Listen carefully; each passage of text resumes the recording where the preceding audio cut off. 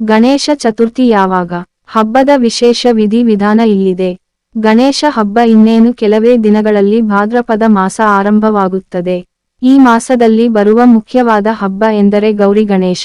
ಈ ವರ್ಷ ಗೌರಿ ಗಣೇಶ ಹಬ್ಬ ಯಾವಾಗ? ಹಬ್ಬದ ವಿಧಿ ವಿಧಾನಗಳೇನು ಎಂಬುದು ಇಲ್ಲಿದೆ. ಗಣೇಶ ಚತುರ್ಥಿ ಹಬ್ಬವು ಸಂಭ್ರಮದಿಂದ ಆಚರಿಸುವ ಹಬ್ಬವಾಗಿದೆ.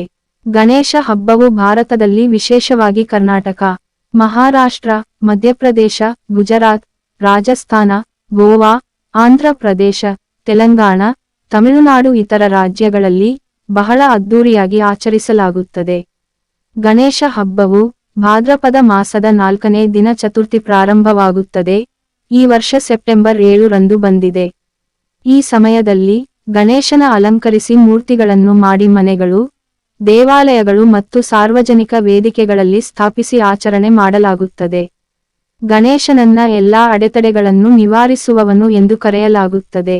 ಅನೇಕ ಕಡೆ ಈ ಹಬ್ಬವನ್ನ 10 ರಿಂದ 21 ದಿನಗಳ ಕಾಲ ಆಚರಿಸುತ್ತಾರೆ. ಗಣೇಶ ಹಬ್ಬ ಈ ವರ್ಷ ಸೆಪ್ಟೆಂಬರ್ 7ರಂದು ಪ್ರಾರಂಭವಾಗುತ್ತದೆ. ಪಂಚಾಂಗದ ಪ್ರಕಾರ ಚತುರ್ಥಿಯಂದು ಮನೆಗೆ ಗಣೇಶನನ್ನು ಸ್ವಾಗತಿಸುವ ಶುಭ ಸಮಯವು ಸೆಪ್ಟೆಂಬರ್ 7ರಂದು ಬೆಳಿಗ್ಗೆ 11:03 ರಿಂದ ಮಧ್ಯಾಹ್ನ 1:34 ಗಂಟೆ ರವರೆಗೆ ಇರುತ್ತದೆ. ಗಣೇಶ ಚತುರ್ಥಿಯು ಸಮುದಾಯಗಳನ್ನು ಒಗ್ಗೂಡಿಸುವ ಹಬ್ಬವಾಗಿದೆ. ಇದನ್ನು ಬಹಳ ಉತ್ಸಾಹದಿಂದ ಆಚರಿಸಲಾಗುತ್ತದೆ.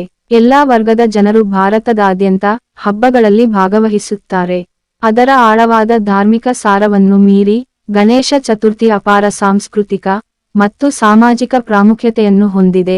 ಇದು ಏಕೀಕರಿಸುವ ಶಕ್ತಿಯಾಗಿ ಮತ್ತು ಕಲಾತ್ಮಕ ಅಭಿವ್ಯಕ್ತಿಗೆ ವೇದಿಕೆಯಾಗಿ ಕಾರ್ಯನಿರ್ವಹಿಸುತ್ತದೆ. ಅಂದು ಬೆಳಗ್ಗೆ ಬೇಗ ಎದ್ದು ಸ್ನಾನ ಮಾಡಿ ಮತ್ತು ಶುದ್ಧವಾದ ಉಡುಪನ್ನು ಧರಿಸಿ ಭಕ್ತಿಯಿಂದ ದಿನವನ್ನು ಪ್ರಾರಂಭಿಸಬೇಕು. ಅಲಂಕರಿಸಿದ ವೇದಿಕೆ ಮೇಲೆ ವಿಗ್ರಹವನ್ನು ಇರಿಸಿ ಮನೆಗೆ ಗಣೇಶನ ಮೂರ್ತಿ ತರುವುದನ್ನ ಅತ್ಯಂತ ಮಂಗಳಕರ ಎನ್ನಲಾಗುತ್ತದೆ.